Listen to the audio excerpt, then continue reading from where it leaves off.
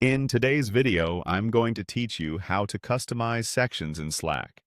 By the end, you'll know how to create sections, organize your channels with drag and drop, rearrange the order of your sections, and safely delete a section you no longer need. Let's start by getting into Slack. Open your web browser, head to Google, type Slack, and click the official Slack website. Sign in if you're prompted. Once you're in, look to the left sidebar where your channels live. That's the area we'll be customizing. To create your first section, hover over the channels area and click the three dots menu. From the menu that appears, choose Create, then select Create Section. A small window will open asking for a name. Give your section a clear, practical title. Something like Team Projects works well because it tells you exactly what belongs inside. Short and descriptive names make it easier to scan your sidebar. When you're ready, click Create, and your new section will appear in the sidebar.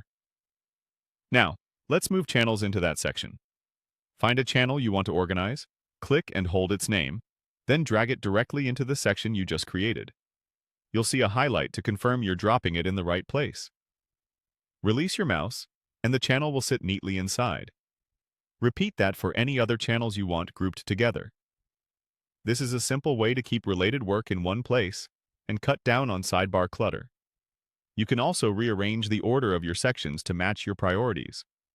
Click and hold the section title itself and drag it up or down the sidebar.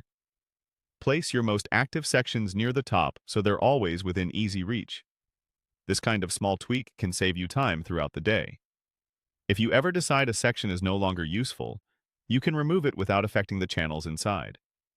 Click the three dots next to the section's name.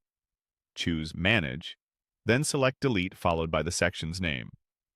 A confirmation appears to make sure you really want to remove it. Click Delete to confirm. The section disappears, and all channels that were inside simply move back to your main list, so you don't lose access to anything. That's all there is to it. Create a section, name it clearly, drag channels in, reorder sections to suit your workflow, and delete a section when you're done with it.